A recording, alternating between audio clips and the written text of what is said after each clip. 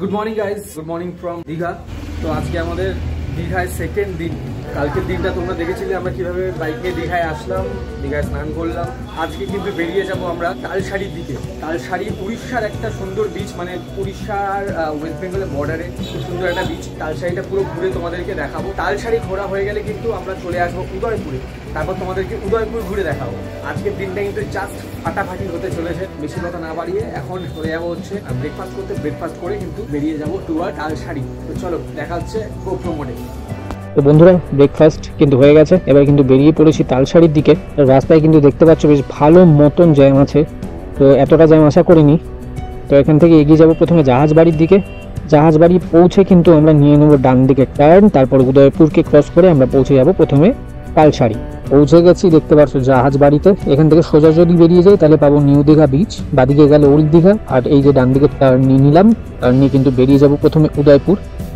এক্ষুনি কিন্তু ভ্যান কাকু ঠুকে দিচ্ছিল এই কাপেলটাকে। দীঘায় কিন্তু একটু সাবধানে গাড়ি চালাবে, কারণ এখানে কিন্তু খুব বেপরোয়াভাবে গাড়ি চলে। দেখতে পাচ্ছ এখন কিন্তু মোটামুটি রোদ উঠেছে, মেঘলা ওয়েদারটা একটুখানি কেটেছে, তবে আকাশ কিন্তু তাও মেঘাচ্ছন্ন রয়েছে। তো যাই হোক, এখন কিন্তু এগিয়ে যাব আমরা তালসারির দিকে।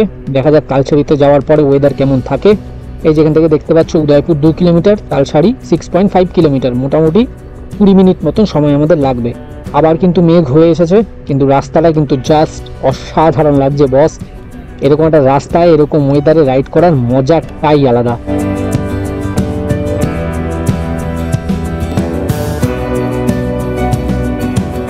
তো এখন কিন্তু পৌঁছে গেছি আমরা দীঘা উড়িষ্যা বর্ডারে। এই ক্রস করছি কিন্তু দীঘার বর্ডার। এই বর্ডার ক্রস করা মানেই কিন্তু আমরা পৌঁছে যাব উড়িষ্যাতে। তো এই প্রথমবার কিন্তু আমি আমার বাইককে নিয়ে উড়িষ্যাতে প্রবেশ করলাম। অসাধারণ একটা ফিলিংস।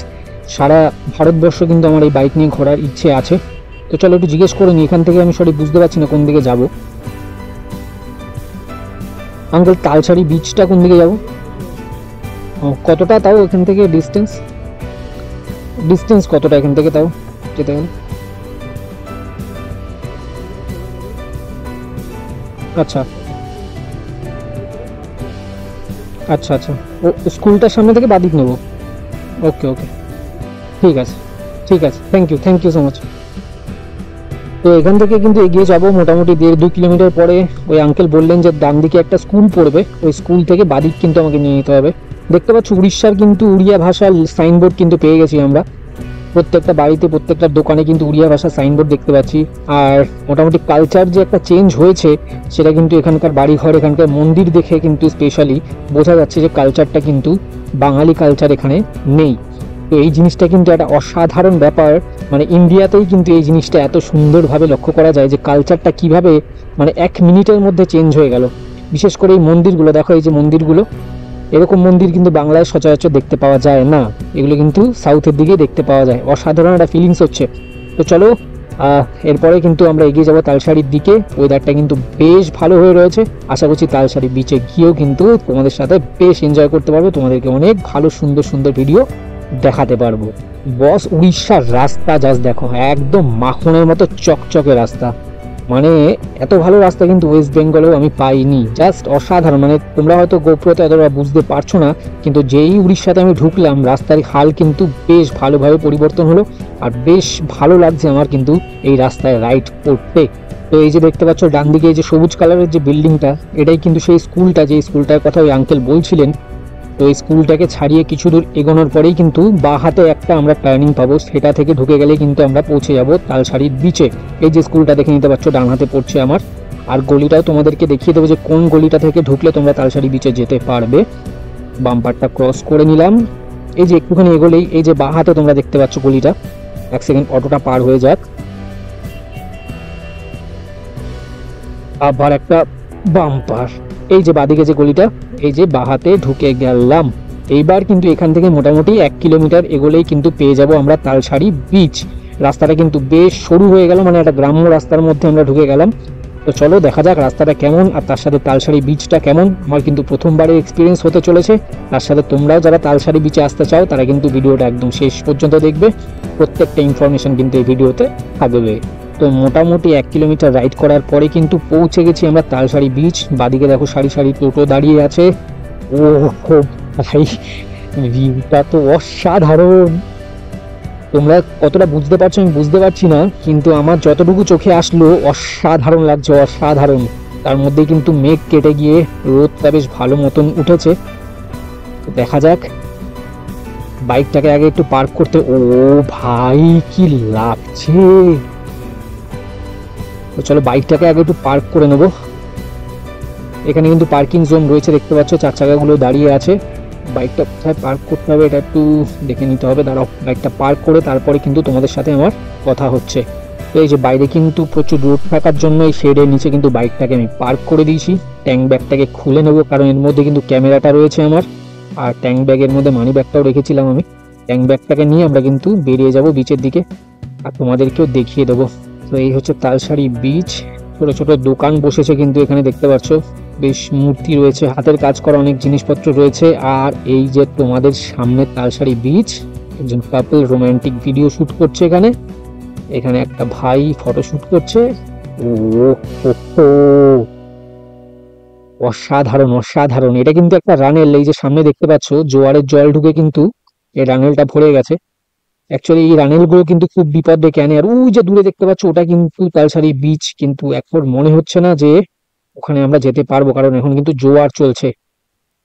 ব্যাড লাক হয়ে গেল বস। আমার কিন্তু ওইদিকে যাওয়ার ইচ্ছে ছিল। এখানে কিন্তু বোট আছে, আর দেখা যাক এই বোটগুলো চড়ার সময় পাবো কিনা জানি না, কারণ এখন আবার উদয়পুরেও যেতে হবে। তার উপরে কিন্তু আবার আকাশে দেখতে পাচ্ছ বেশ ভালো মতন মেঘ জমে আছে, যখন তখন বৃষ্টি নামতে পারে। কাজে এই বৃষ্টির মধ্যে বোটিং করাটা কতটা ভালো হবে জানি না।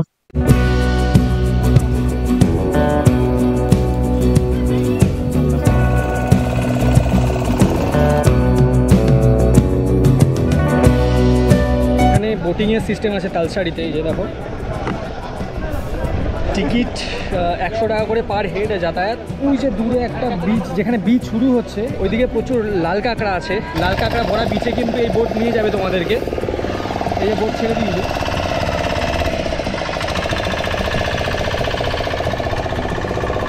একটা বোট গেলে আরেকটা বোট চলে আসে।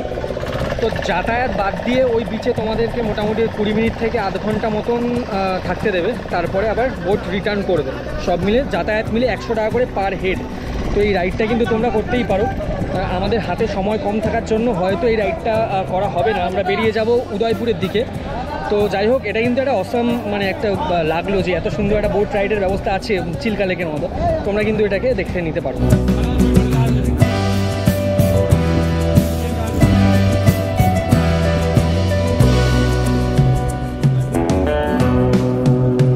তো আজকে রোদের এত তাপ, আজকে মানে একদম শরীর জ্বলে যাচ্ছে। ডাব কিনে নিলাম ওর জন্য।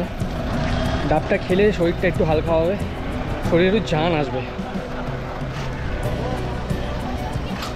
তো যেহেতু বেশ ভালো মেঘলা করে এসছে আকাশ, তাই পাশের অনেকে বলছিল যে এখন কিন্তু বোটিং করতে যাওয়াটা সুবিধের হবে না, কারণ মাঝপথে গিয়ে যদি বেশি বৃষ্টি নামে তাহলে কিন্তু বেশ ভালো মতন ফ্যাসাদে পড়বো। তাই তালসারি থেকে বেরিয়ে গিয়ে তালসারিতে বেশিক্ষণ সময় না কাটিয়ে এবার কিন্তু পৌঁছে যাব আমরা উদয়পুর। তো চলো এখন কিন্তু বেরিয়ে যাব উদয়পুরের দিকে, আর একবার উদয়পুরে গিয়ে তোমাদের সাথে দেখা হচ্ছে। এই যে পৌঁছে গেছি আবার দীঘার বর্ডারে, লেখা রয়েছে ওয়েলকাম টু ওয়েস্ট বেঙ্গল। এখান থেকে ডান দিক নিয়ে চলে যাব কিন্তু উদয়পুরের দিকে। উদয়পুর কিন্তু খুব সুন্দর একটা বিচ, এখানেও কিন্তু তোমরা বেশ সুন্দর কোয়ালিটি টাইম স্পেন্ড করতে পারো বন্ধুদের সাথে বা ক্লোজ ওয়ানের সাথে। তো চলো, রাস্তাটা কিন্তু বেশ ভালো লাগছে, তার সাথে ওয়েদারটাও বেশ ভালো হয়ে রয়েছে। দেখা যাক, এবার তোমাদেরকে উদয়পুরটাও দেখিয়ে দেবো। তারপরে কিন্তু আমরা আবার হোটেলে গিয়ে চেঞ্জ করে এসে স্নান করব। ইচ্ছে আছে আজকে উদয়পুরে স্নান করার, দেখা যাক। তো পৌঁছে গেছি কিন্তু উদয়পুরে। এই উদয়পুর বিচটাও কিন্তু তালসারির মতোই লাগছে অনেকটা, মানে ঢোকার জায়গাটা অনেক তালসারির কাজটাও কিন্তু অনেকটা এরকম ছিল। বাইকটাকে আগে একটু পার্ক করতে হবে কোথাও, এখানে দেখতে হবে। এখানে কিন্তু বাইক পার্ক করার জন্য আবার মনে হচ্ছে চার্জ দিতে হবে। তালসারিতে কিন্তু বাইক পার্ক করার জন্য আমাকে চার্জ দিতে হয়নি। দেখা যাক কোথায় চার্জ করে, কোথায় এই সাইডে। তো চলো বাইকটা পার্ক করে দেবো, এখানেই পার্ক করে দিলাম, সামনে আর গেলাম না। তারপরে কিন্তু চলে যাবো বিচের দিকে। বাইকটা কিন্তু পার্ক করে দিয়েছি, এখন যাচ্ছি একটু বিচের দিকে। বিচে কিন্তু প্রচণ্ড ভিড়, বেশিক্ষণ বসবো না, জাস্ট তোমাদেরকে দেখিয়ে দিয়ে বেরিয়ে যাবো। প্রচুর লোক স্নান করছে, আর ওয়েদারটা বেশ ভালো হয়ে রয়েছে।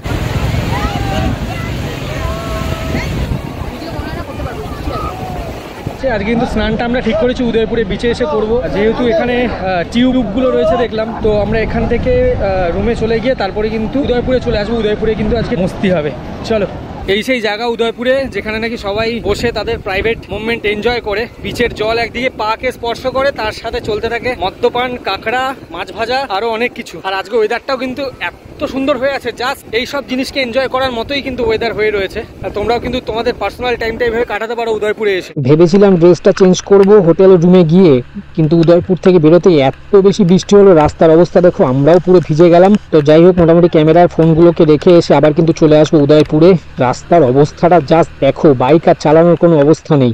এখন কিন্তু উদয়পুর বিচে রয়েছি, বৃষ্টিটা একটু ধরেছে, কিন্তু ঢেউগুলো বড় বড় ঢেউ। করে নেবো, স্নান করে কিন্তু আবার হোটেলের দিকে রওনা দেবো।